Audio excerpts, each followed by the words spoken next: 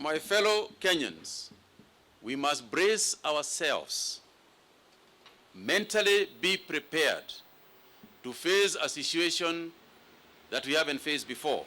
But I also know another thing. I know that we were pulled through. I know that we are working together. I have seen effort from quarters that we would never expect. I have seen support from all over.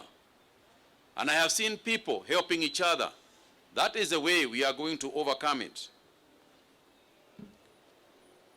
We have now, out of the 14 people that I mentioned, for instance, 7 are from Nairobi. Mombasa has 2 new ones. Machakos has 1. Kisii has 1. Kiambu has 1.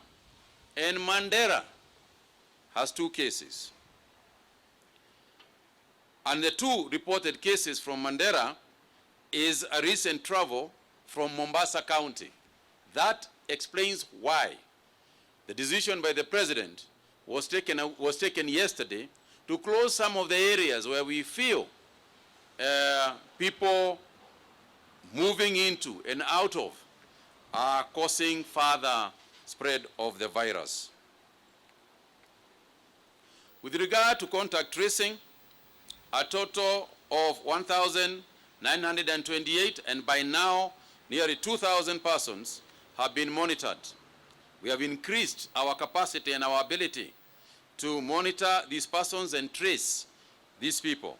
Out of those, 1,415 have been discharged, having tested negative, and 513 are currently on follow-up. To date, we have managed to test nearly 5,000 people.